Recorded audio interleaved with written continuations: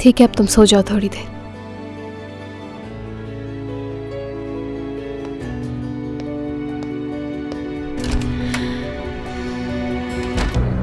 अम्मी जाकर उसे माफी मांगे। चलें। तो ये बात है, मैं क्यों उससे माफी मांगू? हाँ, क्या मालूम ये खेल इन दोनों लड़कियों ने मिलकर ही खेला है और वो अंगूठी मेरे बैग में डाल दी है ना? आप किस किस्म की इंसान हैं अम्मी?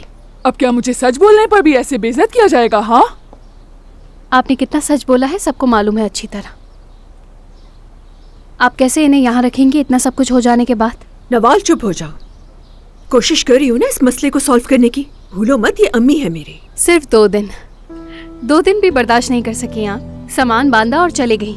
ऐसे जिम्मेदारी लेती हैं आप। और ये जिन्हें आप गैर जिम्मेदार कहती हैं, इन्होंने हमारा साथ दिया है पूरी तरह। एक दफा भी छोड़कर नहीं गए, सब कुछ बर्दाश्त किया। मुझे क्या देख रही हो? मैंने कुछ नहीं कहा इससे। ये सब कुछ ये अपनी मर्जी से कह रही है। मैं वो इंटरव्यूज तुम्हारी वजह से दे रही हूँ। क्या मैंने कभी आपसे पैसे मांगे हैं? नवाल, इस तरह से क्यों बात कर रही हो अपनी मॉम से? तो प्लीज, ठीक है?